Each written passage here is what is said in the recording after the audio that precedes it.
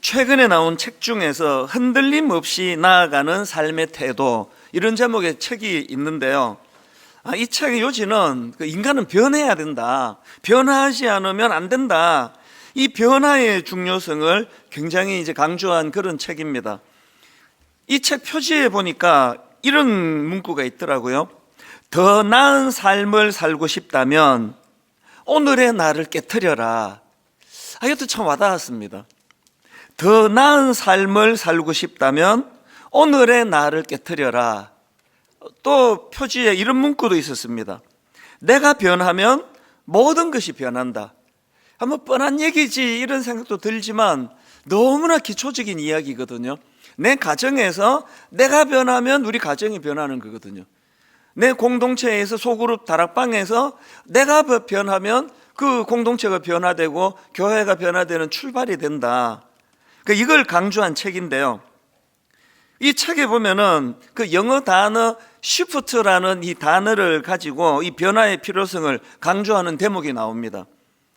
여러분이 아시겠지만 이 shift라는 이 단어는 위치를 옮기다, 이동하다, 이런 뜻을 가진 단어 아니겠습니까?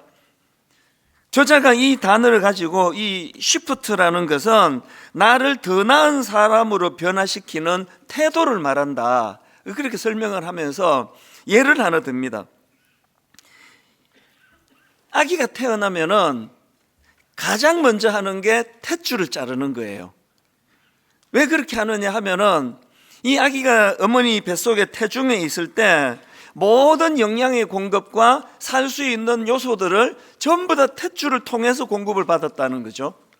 그리고 또 이 호흡하는 것도요, 이 태아는 그 태반을 통해서 엄마의 혈액 속에 있는 산소를 공급받고 또 이산화탄소를 배출하고, 그런 일들이 다 이제 이 태반을 통해서 이루어졌는데, 이제 이 땅에 태어나는 그 순간서부터는 더 이상의 엄마로부터의 공급을 받을 수가 없기 때문에, 그래서 탯줄을 자르는 것으로 인생이 시작이 된다는 거죠.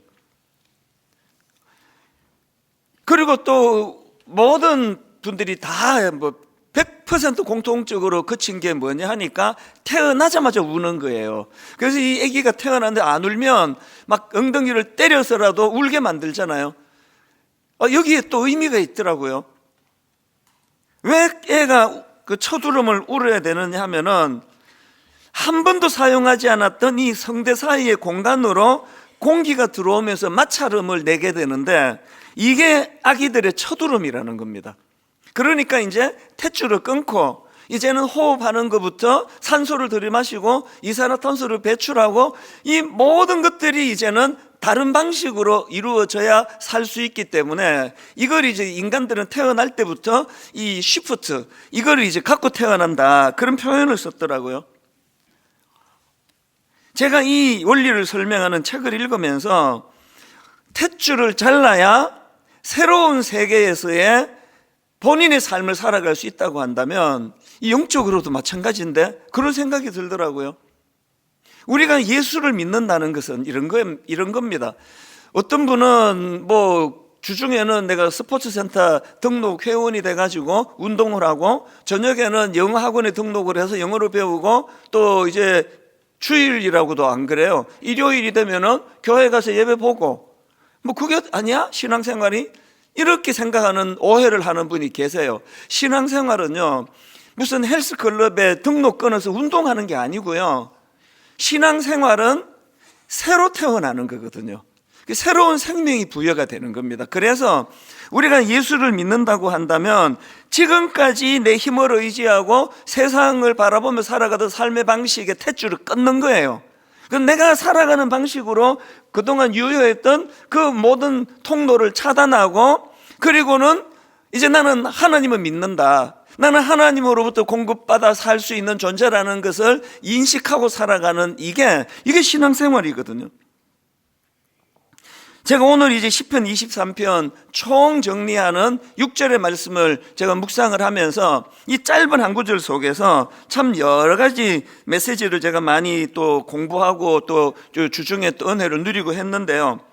다윗 시편 23편의 시작을 이렇게 하지 않습니까? 1절이요.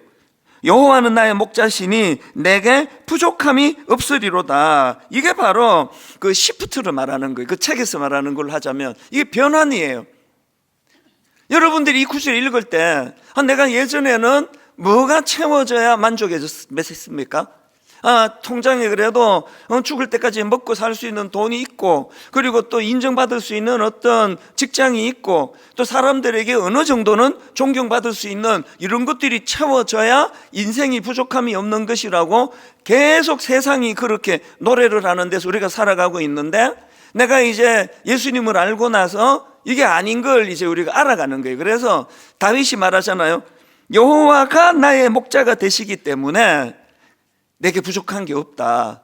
이렇게 말씀을 시작한 다윗이 6절로 가서 말씀의 마무리가 이렇습니다. 내 평생의 선하심과 인자하심이 반드시 나를 따르리니 내가 여호와의 집에 영원히 살리로다. 이 삶의 방식을 이야기하거든요.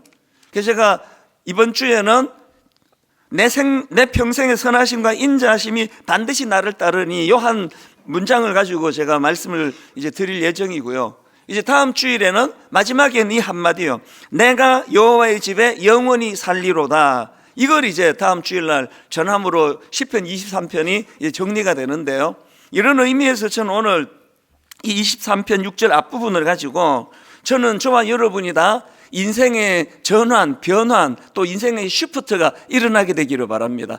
탯줄을 끊는 결단이 일어나고 내가 이제는 내 어떤 무엇을 의지하고 세상의 질서대로 살아가는 그 구조에 내가 던져진 사람이 아니라 나는 이제 여호와가 나의 목자가 되시고 나는 그분을 의지하고 그분이 공급해 주시는 것으로 살아가는 인생이라고 하는 이런 어떤 삶의 변환이 일어나는 그런 믿음의 성도님들 되시기를 바라면서 그런 분들에게 제가 두 단어를 드리고 싶은 겁니다. 그래서 제가 제목을 이렇게 잡아봤습니다. 인생의 시프트를 위해 기억해야 될 두 단어. 이 두 단어를 기억해야 되는데 첫 번째 단어가 선하심입니다. 선하심. 6절을 다시 읽어드리겠습니다. 내 평생의 선하심과 인자하심이 반드시 나를 따르리니. 여기 나오는 선하심은 히브리어로 보면 토브라는 단어예요. 토브. 들어보신 분들이 많으실 겁니다. 이 토브라는 단어는요, 성경 거의 맨 처음에 나오는 단어들 중에 하나예요. 천지를 창조하는 과정에서 나온 게 토브인데요. 자, 한번 읽어 드릴게요. 성경 맨 앞에 나오는 창세기 1장 1절입니다. 태초에 하나님이 천지를 창조하시니라. 성경은요, 하나님의 선언으로 시작이 돼요. 원숭이가 진화된 게 아니고 또 뭐가 이런 게 아니라 하나님이 어떤 목적을 가지고 의도를 가지고 내가 만들었다. 이게 성경의 선언이거든요. 그 태초에 하나님이 천지를 창조하시니라. 그리고는 이제 그 내용입니다. 2절. 땅이 혼돈하고 공허하며 흑암이 깊음 위에 있고 하나님의 영은 수면 위에 운행하시니라. 하나님이 이르시되 빛이 있으라 하시니 빛이 있었고 빛이 하나님이 보시기에 좋았더라. 이 좋았더라, 이게 토브예요. 그리고는 이제 둘째 날 하나님이 이렇게 만드시고 결론, 하나님이 보시기에 좋았더라. 셋째 날 좋았더라. 그래서 성경에 보면은 맨 앞부분에서 토브 쭉 나가는 거거든요. 그러니까 여러분, 여기 나와 있는 내 평생의 선하심과 인자심이 반드시 나를 따르리니 할 때 이 선하심을 우리가 어떻게 묵상해야 되는가 하면은 하나님이 천지를 창조하실 때 보시기에 좋았더라는 건요, 하나님이 이 내가 재료를 좋은 걸 써가지고 이게 마음에 들어, 이게 아니에요. 여기에 토브는요, 하나님이 어떤 의도를 가지고 만드신 창조의 의도하심대로 창조되어졌다. 이게 토브예요. 잘 만들었다 이런 의미 아닙니다. 물론 당연히 그거는 내포가 되어 있겠지만 하나님께서 당신이 의도하신 대로 잘 만들어졌다. 보시기에 좋았더라. 이 토브예요. 그러니까요, 예수 믿은 우리가 하나님의 선하심을 따라서 내가 여기까지 왔다는 그 말은 내가 부자 됐다, 내가 잘 살았다, 내가 유명해졌다, 그런 차원의 선하심이 아닙니다. 내가 하나님께서 나를 이 땅에 보내주실 때 하나님께서 원래 의도하신 대로 살아가는 삶, 이게 선하심이에요. 이게 선하심. 그래서 에베소서 2장 10절에 보면은 우리는 그가 만드신 바라 그리스도 예수 안에서 선한 일을 위하여 지으심을 받은 자니, 이렇게 나와 있거든요. 우리가요, 밥을 굶는다 하더라도 하나님께서 의도하셨던 선한 삶을 살아가는 그 삶이 성공한 삶이라는 거죠. 제가 작년 9월에 그 설교 시간에 그 삶을 비관해서 자기는 이제 죽는 것만 남았다, 나는 죽을 거다, 그런 청년을 한번 만났다고 여러분 앞에 한번 말씀을 드린 적이 있었습니다. 이 형제는 실제적으로 저를 만나기 바로 얼마 전에도 또 자살 시도를 했는데 그게 잘 안 된 사람이에요. 그 제가 이 형제를 만나보니까 굉장히 마음에 그 염려가 많아졌는데요, 너무나 가슴 아프게도 뭐 자세한 내막이야 우리가 어떻게 알겠습니까? 부모님과 격리가 돼서 혼자 산 지가 오래된 거예요. 혼자 살아가니까 제가 이제 이 1시간 이 이야기를, 형제 이야기를 다 듣고 보니까 마음이 불안한 겁니다. 지금 이게 집에 가면 혼자인데 내가 잠깐 1시간 뭐 등 격려해주고 등 두드려주고 기도해준다고 이 근본적인 문제가 해결이 될까? 그게 많이 걱정이 돼가지고 이제 그 청년한테 이야기했습니다. 내가 보니까 당신은 지금 혼자 살기 때문에 어떤 도움이 필요한 것 같다. 그래서 형제가 허락하면 내가 오는 주일 설교 시간에 이 내용을 제가 잘 설명을 해서 우리 형제를 도와줄 사람을 좀 찾아보고 싶은데 그래도 되겠느냐. 제가 이제 어떤 개인의 이야기를 할 때 보통 좀 이런 좀 심각한 얘기는 다 허락을 받고 이야기를 하거든요. 그래서 제가 당신 얘기해도 되겠냐 그러더니 갑자기 이 사람이 이름도 밝혀도 됩니다. 그게 이 형제 마음 안에 뭐도 다 괜찮다는, 도움을 받게 해달라, 그게 너무 간절하니까 그게 툭 튀어나온 것 같아요.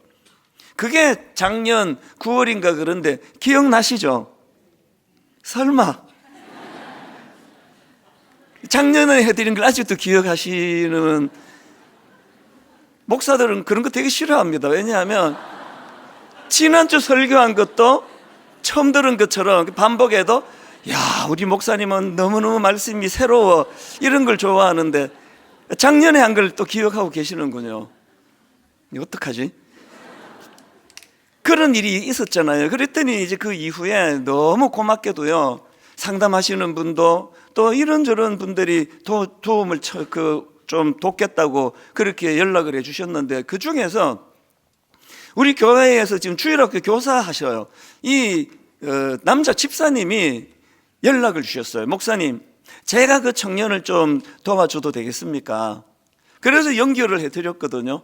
그리고는 이 형제를 저는 이제 연락이 안 오고 그래서 잊고 있었는데 얼마 전에 연락이 온 겁니다. 솔직히 말씀드리면 불안했어요. 무소식 희소식이거든요. 또 형제가 연락을 하니 또 무슨 어려움이 있나? 그렇게 하고 조심스럽게 형제를 만났더니 제가 그날 그 감기가 있을 수가 없습니다. 완전히 달라진 청년이 하나 앉아 있더라고요. 처음에는 제가 몰랐습니다. 못 알아봤어요. 야, 이게 인상이 바뀌는 게 이렇게 중요하구나. 제가 처음 만났을 때는요, 너무 어둡고 우울하고 그리고 기운이 없어가지고 목소리도 다 죽어가는 소리로 그렇게 이야기를 했는데 너무나 밝은 표정으로 그렇게 참 인상도 좋은 형제예요. 그 형제가 그렇게 너무나 밝아진 표정으로 이야기를 하니까요, 그건 너무 기뻤습니다. 그래서 이게 뭐 좋은 일이 있구나. 그 얘기를 들어보니까요, 이제 이 형제가 제가 그 설교한 이후로 여러분들을 이제 기도해 주시는 분도 생기고 또 연결도 해드리고 그랬는데, 그 중에 이제 주일학교 교사 하시는 이 남자 집사님을 만났는데 이게 만남의 축복이 된 겁니다. 이 집사님이 정성을 다해서 밥을 사주시고 정기적으로, 그리고 또 뭐 모르긴 해도 선물도 또 주시고 이런저런 마음을 주신 것 같아요. 그 좋은 선생님을 만나가지고 자기가 이제 변화가 됐다는 그 얘기를 전하고 싶어서 그렇게 1시간 대화를 하고 참 고맙게 이 형제가 조그마한 선물을 준비하고 또 거기다 편지를 넣어놨더라고요. 그래서 뭐하러 이런 선물을 했냐 그랬는데요, 선물을 주는 게 무슨 뭐 이게 제가 좋은 게 아니라 뭔가 여유가 생겼다는 거잖아요. 그 편지를 갖고 제가 들어와서 그 편지를 읽어보니까, 야, 그 편지를 제가 최근에 자꾸 꺼내서 봐요. 앞부분 한번 들어보세요. 목사님, 저는 9월 13일부터 목사님께 큰 은혜를 받은 누구누구 형제입니다. 그 시간을 기점으로 목사님께서 찾아주신 멘토분, 상담 선생님, 그리고 끝없는 중보 기도로 이렇게 감사 편지를 쓸 수 있는 시간까지 버틸 수 있었습니다. 목사님, 지금 저는 주님께서 주시는 평강과 기쁨을 누리고 있습니다. 더 이상 내일이 오는 것이 두렵지 않습니다. 목사님과 만난 그 시간 이후로 많은 일들이 있었지만 제가 집착하던 세상이 주는 안정감과 의미를 내려놓자 아까 말씀드린 탯줄을 끊었다는 이야기예요. 이 형제에게 절망만 가져다 주는, 낙심과 좌절만 가져다 주는, 자살 충동으로 이끌고 가는 그 세상을 의지하던 그 탯줄을 끊었다는 그 얘기거든요. 제가 집착하던 세상이 주는 안정감과 의미를 내려놓자 세상이 달라졌다는 것을 꼭 말씀드리고 싶었습니다. 목사님, 저는 이제 드디어 주님이 자비하시고 정말 사랑의 하나님이심을 믿고 의지합니다. 말씀을 읽을 때 말씀이 제 마음을 치는 것을 매일 느낍니다. 그때마다 제가 해야 할 것이 보이고 저의 삶의 의미가 보입니다. 지금 이 형제에게 무슨 일이 일어났느냐 하니까요, 아까 말씀드린 그대로입니다. 우리가 선하심의 인도함을 받는다는 건 부자 되고 잘 살고 유명해지는 게 아니라, 이 형제가 왜 삶의 의미를 깨달았습니까? 하나님이 자기를 이 땅에 보내주실 때에 어떤 삶의 의미를 부여해 주셨는가를 찾아 나가기 시작하니까 의욕이 생긴 거거든요. 그러면 어떻게 이 형제가 이렇게 삶의 의미를 추구하게 됐나 보니까요, 제가 그 주일학교 선생님이신 그 집사님이 참 어른이 이런 분이구나 샘플을 본 것 같아요. 이분이 마음을 다해서 이 형제를 격려하고 세워주고 그렇게 마음을 다 또 정성을 다 드리면서 이분이 꼭 헤어질 때면 숙제를 주신대요. 성경 사복음서 한번 읽어봐라. 그리고 거기서 예수님이 이 땅에서 하신 일들을 네가 한번 묵상을 해봐라. 이걸 한번 정리해봐라. 이 형제가 원래 좋은 형제예요. 그래서 약속도 잘 지키는 사람이고 더군다나 너무나 고마운 그런 어른이 찾아와 그런 은혜를 베풀어 주시니까 그렇게 한 거예요.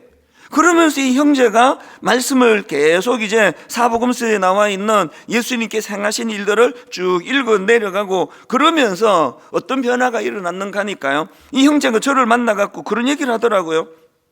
그 멘토 선생님이 이 사복음서를 읽으면서 예수님이 행하신 일들에 대해서 묵상하라고 그래서 그렇게 했더니 그 과정에서 자기가 잊고 있던 하나님이 자기에게 개입하신 선한 일이 떠오르기 시작된 거예요. 이런 얘기를 하더라고요. 자기가 어릴 때 학교에서 왕따를 당했는데 그 왕따 당하던 그때에 하나님께서 어떻게 내게 힘을 주셨는지 그게 떠올려졌다는 거예요. 이런 내용을 담은 편지가 그 다음 내용 들어보세요. 지난 과거가 고난뿐이었다고 생각했는데 그러다 보니 과거에 하나님께서 함께해 주신 것들에 대해 감사도 하지 않고 떠나버렸던 내 자신을 발견하게 되었습니다.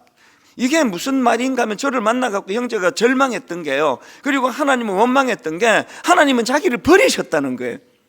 하나님은 날 버렸습니다. 그래서 나는 죽는 것밖에 없다고 그랬는데 그 멘토 선생님 집사님이 사복음서를 읽으면서 예수님이 하신 일을 묵상하라 그랬더니 신기한 일이 벌어진 거예요. 그거를 읽는데 묵상하는데 잊고 있던 어려울 때 하나님이 자기와 함께 하셨던 것들이 떠오르기 시작했다는 거예요. 이런 표현이 있습니다. 그 내용 중에 이런 게 있습니다. 처음엔 1개, 2개, 3개, 8개 발견할수록 끝도 없이 보였습니다. 그리고 그렇게 끝도 없이 제게 기회를 주셨다는 것을 인정하지 않을 수 없었습니다. 이게 하나님 일하심이에요. 선하심이 자기와 함께 했다는 거예요. 그리고 또 학교 왕따 당할 때도 하나님께 자기에게 계획표에 주셨다는 게 또 올려졌고, 또 군 생활하는데 무슨 일이었는지 제가 까먹었어요. 기억이 안 나는데, 군 생활하는 동안에 어려움 중에 있을 때 하나님께서 자기 삶에 개입해 주셨다는 게 또 올려졌다는 겁니다. 그러면서 이 형제가 처음엔 1개, 2개, 3개, 8개 발견할수록 끝도 없이 보여주는 하나님의 개입하심에 대하여 너무나 본인이 감격을 하면서 편지 말미에 이렇게 고백을 하더라고요. 목사님, 이젠 더 이상 공포의 대상이 아니신 주님을 찬양할 수 있습니다. 목사님도 아시겠지만 주님을 믿고 매일 새로운 힘을 얻는 것은 너무도 큰 기쁨이고 영광입니다. 이제 제 소망은 그저 겨우 다시 움켜잡은 주님의 손을 놓치지 않는 것과 저도 어려움에 처한 영혼에게 도움을 주어 주님께 영광을 돌리는 것 뿐입니다. 이 형제의 삶의 의욕은요, 선하심이에요. 그 선하심은 토부예요. 내가 어떤 형편으로 살아가든지 간에 하나님이 나를 창조하실 때, 이 땅에 보내실 때 하나님이 의도하신 그대로 살아가는, 이게 선하심입니다. 요셉도 마찬가지 아닙니까? 고난으로 치면 요셉도 이 형제 저리 가라죠. 배다른 형제에게 살해 위협을 당하고 남의 나라로 인신매매 팔려가고 억울하게 감옥 가고. 그런데 여러분, 성경을 읽어보세요. 요셉에게 상처의 흔적이 없습니다. 이게 어떻게 가능했냐 하니까 자기가 인생을 다 지나고 나서, 그것을 극복하고 나서 그 형제들에게 한 말, 유명한 창세기 50장 20절에 답이 있습니다. 자기 팔아뿌린 형제들에게 이렇게 말합니다. 당신들은 나를 해하려 하였으나 하나님은 그것을 선으로 바꾸사. 여기서 선이, 이게 토부예요. 당신들은 나 미워서 팔아버렸지만 그 팔려간 그 삶 가운데 하나님이 자기를 통하여 의도하시고 계획하셨던 삶을 찾아 나갔기 때문에 그것이 절망이 아니라 오히려 재료가 되고 의욕이 되고. 요셉의 삶하고 저하고는 거기다 견줄 수 있는 차원이 아니지만요, 원리는 같아요. 저도 20대 초반에 자살 충동을 느끼고 이 형제만큼 극심하지는 않았습니다. 충동이 일어난 거죠. 죽고 싶어서요, 그냥. 그리고 도대체 이 터널이 언제 끝날 것 같지가 않으니까요. 어느 천년에 갑자기 영어가 좋아집니까? 갑자기 돌아가신 아버지가 살아나 학비를 대줄 수 있습니까? 갑자기 누가 몇만 불 학비라고 저한테 후원해 줄 사람이 있겠습니까? 그러니까 죽고 싶더라고요. 끝날 것 없는 터널이면 그 동굴 아니냐고요. 근데 여러분, 희한한 일이 일어난 내 머릿속에서 무슨 생각이 났는가 하면, 하나님이 이 고난의 과정을 거치시고 이제 누군가 어려움을 당하는 사람을 내가 도와줘야 되는데, 내가 이거 힘들다고 내가 죽어버리면 그 사람은 누가 도와주지? 그때 만 21살 때예요. 그 웃기는 이야기 아닙니까 지금? 아니, 내가 지금 누구를 도와줘요? 내가 죽겠는데. 근데 하나님이, 이게 저는요, 그 에베소서 2장 10절이 있는지도 몰랐습니다. 우리는 그가 만드신 바라 그리스도 예수 안에서 선한 일을 위하여 지으심을 받은 자니. 이런 구절이 있는지도 몰랐는데, 이런 구절이 있는지도 모르는 무지한 저에게 하나님은 선하심으로 인도하신 거예요. 그래서 제가 나 살아야 되겠다. 내가 죽어버리면 내가 도와야 될 그 누군가는 그럼 어떡하나? 그걸로 제가 버텨냈는데, 이 형제를 만나고 나니까 그 철없는 만 21살 때 제 생각이 이루어지고 있는 거 아닙니까? 제가 이 형제를 안 만나, 나 죽고 없어졌으면 이 형제는 그 집사님과 누가 연결시켜 주느냐고요. 다시 말씀드립니다. 하나님의 선하심은요, 여러분이 잘 먹고 잘 사는 데 있는 게 아니에요. 어떨 때는 억울하게 감옥에 들어가고, 어떨 때는 억울하게 형제들에게 팔려버리고 인신매매 당하고, 그 과정에서도 하나님의 선하심을 찾아내려고 노력하고 애쓰는 게 이게 믿는 사람들의 모습이고요. 거기에서 힘이 생기는 거예요. 그래서 제가 또 웃기는 게요, 주사실을 만들었잖아요. 주사실. 주님의 사랑을 실천하는 사람들의 모임. 한국에 있는 우리 대학교 그 믿음의 선배들이 그런 꿈을 제게 심어줬기 때문에 제가 주사실을 만들었어요. 그래서 저부터가 통장에 지금 먹고 죽을 돈도 없는데 회원을 모집해가지고 월 20불씩 내가지고 우리가 우리 연약한 이웃의 표본이 전대, 연약한 이웃을 우리가 돕자고. 그래서 만든 게 주사실이에요. 만 21살 때 만들어가지고 조직력이 없어가지고 좀 있다 없어졌어요. 그 주사실은 그냥 없어지는 건데요. 그 정신은 지금까지 이어오는 거 아닙니까? 지금 분당 우리 교회를 통해서 어떻게 해서든지 간에 이 정신이 저는 이어지기를 원하거든요. 여러분 지금 죽음의 그림자가 드리워진 그런 골짜기를 지나고 계십니까? 거기서 하나님의 선하심을 찾아내야 돼요. 이 과정에서 하나님은 내게 뭘 원하시는가? 그 어린 철없던 만 21살 때 내가 이렇게 죽어버리면 내가 이 터널을 빠져나와서 도와줘야 되는 그 사람은 어떡하나?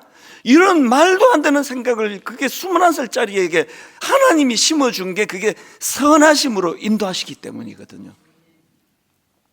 그래서 오늘 저는 내 평생의 선하심, 이 토브라는 단어를 기억하시기를 바라고요. 그런가 하면 두 번째로 우리 인생의 변환이 일어나기 위해서 기억해야 될 단어가 있는데 인자하심입니다. 이 인자하심은 그 6절 읽어드리고 설명드릴게요. 내 평생의 선하심과 인자하심이 반드시 나를 따르리니. 여기 나오는 인자하심은 히브리어로 헤세드예요. 이것도 들어보신 적이 있으실 겁니다. 이 헤세드는요, 자비, 사랑, 인자 이런 뜻을 가진 단어인데요, 구약에서 헤세드는 하나님의 성품을 설명할 때 쓰는 단어예요. 하나님의 그 당신의 백성들을 불쌍히 여기시는 마음, 이게 헤세드예요. 지금 다윗이 뭘 고백하는가 하니까 그 헤세드가 뭐라 그랬죠? 무조건적인 사랑이에요. 다윗이 지난 삶을 되돌아보니까 천인공노할 짓을 저지르던 순간이 있었잖아요. 살인을 저지르고 그 가정 있는 남의 그 유부녀, 남의 여자를 임신을 시키고, 그래서 음모를 꾸며서 그 남자를 그 충성스러운 신하예요.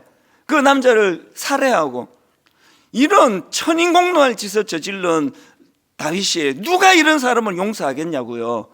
어느 사람이 이런 인간을 용서하겠냐고요. 그런데 하나님이 그를 헤세드의 사랑으로 품어주신 거 아닙니까? 회개했을 때. 회개가 중요합니다. 제가 이런 추측을 해봐요. 다윗이 자기의 지난 인생을 쭉 반추하면서 이 시편 23편을 썼다고 한다면 이 대목에서 울었을 거라 생각해요. 추측이에요. 내 평생의 선하심과 헤세드의 사랑이 지금까지 나를 따라왔기 때문에 내가 용서받고 내가 다시 한번 일어설 수 있는 기회를 얻은 거구나. 제가 앞에서 소개해드린 그 책이요, 흔들림 없이 나아가는 삶의 태도, 이 책에 보면은 그 더 나은 사람으로서의 변환이 필요한데 이걸 방해하는 인간의 감정이 있대요. 우리가 왜 더 나은 삶으로 그런 그 쉬프트가 잘 일어나지 않는가 보니까 거기에 어떤 감정이 방해가 되느냐 하니까 몇 가지 있더라고요. 첫째, 불안이 우리의 변화를 발목을 잡는데요. 그 쭉 설명하고요. 또 그 다음에 우울, 이 우울이 우리가 더 나은 삶을 쉬프트하는 걸 방해한다는 거예요. 그리고 그 다음에 번아웃, 탈진해버리는 거. 그리고 그 다음에 자존감의 저하. 여러분, 탯줄을 끊으셔야 된다는 말씀을 드리는 게요, 사실 이 시대의 삶의 그 시스템이 네 가지를 양산하게 만드는 구조 아닙니까? 오늘 우리 시대는요, 아무것도 안 해도 불안해요. 쉬는데 불안해요. 자려고 누웠는데 불안해요. 아침에 일어나 하루가 시작도 안 됐는데 불안으로 시작을 해요. 이 구조가 그렇잖아요. 오늘 이 시대가 우울해요. 이 스마트폰 나오고 더 우울해요. 허구한 날 들여다보는 뉴스가 우리를 우울하게 만들잖아요. 분노를 유발하잖아요. 번아웃이에요. 그리고 이 시대가 우리를 자꾸 자존감을 꺾어버려요. 옛날에 그 뭐 스마트폰 이런 거 없을 때는요, 누가 뭐 얼마나 멋지게 잘 사는지 아무도 몰랐잖아요. 저는 가난한 동네 살았는데요, 뭐 온 세계가 다 가난하더라고. 태어나 보니까 그 동네만 그랬는데 유난히. 나 뭐 온 세상이 다 이렇게 사는 줄 알았습니다. 맨날 연탄가스 마시고 뭐 그렇게 사는 줄 알았죠. 제가 사람 이름을 못 외워요. 연탄가스 하도 많이 마셔가지고. 불평이 없었습니다. 그것 때문에 내 마음에 어려움이 없었습니다. 그런데 지금 이 스마트폰이 자꾸 우리 자존감을 꺾어버리잖아요. 뭐 나 잘났다는 사람 막 계속 거기에 올리고 뭐 온 세계 돌아다니며 여행했다고 맛집에도 거기 올리고 볼수록 우울해지는 거거든요. 여러분, 그 탯줄을 끊어야 돼요. 그런 걸로 사람을 평가하지 않는 하나님의 헤세드예요. 자격 없는 자에게 조건 없이 용서해 주시고 사랑해 주시는 그 헤세드, 이게 내 평생의 선하심과 인자하심이 반드시 나를 따르리니에요. 그런데 여러분이 헤세드와 관련해서 한 가지 기억하셔야 될 게 있습니다. 제가 아까 말씀드렸잖아요. 구약에서 이 헤세드는 하나님의 성품이에요. 그래서 하나님의 성품을 드러낼 때 헤세드라는 단어가 나오는데요, 이 단어가 인간들을 향해 쓰여질 때가 있습니다. 그 대표적인 게 미가서 6장 8절입니다. 사람아, 주께서 선한 것이 무엇임을 내게 보이셨나니 여호와께서 내게 구하시는 것은 오직 정의를 행하고 인자를 사랑함. 이 헤세드예요. 하나님이 요구하시는 게 헤세드예요. 아니, 헤세드는 하나님의 성품인데 이걸 우리에게 요구하세요. 인자를 사랑하며 겸손하게 너희 하나님과 함께 동행해야 될 게 아니냐, 이걸 요구하시거든요. 앞에서 제가 소개해드렸던 그 멘토 집사님, 그 청년이요, 저를 만났을 때 계속 이분을 호칭할 때 삼촌이라 그러는 거예요. 그 삼촌을 내가 만나가지고 또 그 삼촌이 내게 사복음서를 읽으라고 그렇게 하셔가지고 그게 내가 뭐 교정도 해줬어요. 그 멘토 집사님이 그랬다는 거지. 그러면 이 사람이 또 그 삼촌, 내 삼촌이 그렇게 했다고 이렇게 이야기를 하는 거예요. 그래서 제가 이런 생각을 했죠. 만약에 그 집사님이 자기가 아주 굉장히 가르치는 은사가 있어가지고요, 이 청년을 만나가지고 다짜고짜 이제 이거 펴봐라, 너 예수 믿는 애가 그 자살하면 돼, 안 돼? 자살하면 안 되지, 그런 생각하지 마, 이렇게 접근했다면은요 어땠을까요? 이 집사님은 이 형제에게 그렇게 다가가지 않았어요. 헤세드로 다가갔어요. 아무 이유 없이 처음 본 우리 청년한테 굉장히 맛있는 밥을 사주시고 모르긴 해도 선물도 주셨을 거예요. 어쩌면 용돈도 줬을지도 몰라요. 마음을 다하여 헤세드의 사랑을 이 형제에게 보여준 거예요. 그 사랑으로 사복음서를 읽어라라고 권면하니까 그게 능력이 되는 거 아닙니까? 오늘 저는 조건 없는 하나님의 사랑인 이 헤세드 많이 누리시기를 바랍니다. 그리고 그것을 우리도 베풀어야 한다는 주님의 말씀을 기억하셔야 돼요. 여러분 아시는 창세기 39장 5절 한번 보십시오. 그가 요셉에게 자기의 집과 그의 모든 소유물을 주관하게 한 때부터, 이거 잘 들어야 됩니다, 여호와께서 요셉을 위하여 그 요셉의 집에 복을 내리심으로, 이렇게 제가 읽으면 이거는 아직 탯줄을 못 끄는 세상의 시각이에요. 근데 성경의 하나님의 시각은 이렇습니다. 그가 요셉에게 자기의 집과 그의 모든 소유물을 주관하게 한 때부터, 그 다음 보세요. 여호와께서 요셉을 위하여 그 애굽 사람의 집에 복을 내리심으로. 여러분 남의 이야기니까 지금 뭐 맹숭맹숭 보고 있는데 이게 지금 여러분 일이라 생각해 보세요. 하나님이 저에게 예를 들어 제가 지금 102호에 산단 말이죠. 이 목사 목회하는데 수고해, 내가 너에게 복을 내리기 원하는데 너에게 내가 복을 내려 103호가 잘 되기를 원한다. 그러면 여러분 할렐루야 그러시겠습니까? 아니, 하나님 뭐 장난치십니까? 하나님 여러분에게 내가 여러분에게 복을 내가 너에게 복을 내려 네 옆집 아줌마가 잘 되게 해줄게. 그러면 나 이런 하나님 나 못 믿겠다 그러실 것 같은데요. 그런데 여러분 이 성경의 원리예요. 제가 자주 하는 말 아시잖아요. 내가 21살 때 자살하지 않고 버텨내고 이긴 이 일이, 하나님 누군가에게는 이 일이 선물이 되기를 원합니다. 그냥 뭐 주일날 설교하고 신방 가고 뭐 이런다고 목사 역할을 다 하는 게 아니에요. 저는 우리 성도님들에게 정말 제 삶이 여러분에게 너무나 미비하고 작은 것이지만 선물을 제공하는 인생이 되기를 원하는 거거든요. 이게 헤세드의 정신이에요. 여러분, 이 두 가지를 기억하셔야 됩니다. 첫 번째, 우리가 인생의 시프트, 인생의 변환이 필요한데 그 첫 번째 재료가 토부예요. 하나님이 나를 지으신 그 의미를 찾아 나가려고 어떤 죽음의 그림자가 드리워진 골짜기조차도 찾아낼 수 있습니다. 찾아낼 수 있더라고요. 그럼 두 번째 단어가 내 평생의 선하심과 인자하심, 헤세드예요. 헤세드. 그래서 여러분, 먼저 우리가 무조건적인 사랑, 자격 없는 자에게 주시는 헤세드의 사랑을 많이 누리시고 그걸 흘려보내는 아름다운 인생이 되시기를 바랍니다. 특히 요즘은 나라를 위해서 헤세드의 사랑을 구해야 돼요. 제가 홈페이지에 이 나라를 위한 기도 제목들을 좀 올려드렸거든요. 여러분, 그 내용을 잘 보시고, 원래는 프린트해서 바꿔드리려고 했어요. 여러분 홈페이지 보시고 스스로 프린트해서 이 나라를 위해 기도하시기를 바랍니다. 지금은 하나님의 헤세드가 필요한 때예요. 하나님, 지금 자꾸 사분오열, 하나님 이런저런 상처들이 자꾸 양산이 되는 이 시대인데 네가 옳은지 내가 옳은지는 하나님만 아세요. 네가 옳리 내가 옳리 판단은 좀 유보하고 기도하자고요. 같이 하나님 이 나라를 불쌍히 여겨주시기를 원합니다. 이것보다 더 절망적인 일이 일어났을 때도 하나님의 헤세드의 사랑으로, 그래서 저는 애국가를 너무 사랑해요. 하나님이 보호하사 우리나라가 여기까지 온 거 아닙니까? 여러분, 그러기 위해서 저와 여러분이 먼저 이 헤세드를 많이 경험하셔야 돼요. 그래서 내가 감격이 있어요. 설교하는 사실 나 자격이 없는데 하나님이 너 설교하지 마 그래도 좀 변명할 수가 없는데 하나님의 헤세드의 사랑으로 이 자리에 서게 해주신 은혜, 오늘 우리가 이 말씀을 기억하시면서 마태복음 5장 7절 읽고 말씀을 마치겠습니다. 긍휼히 여기는 자는 복이 있나니 그들이 긍휼히 여김을 받을 것이며, 선순환이에요.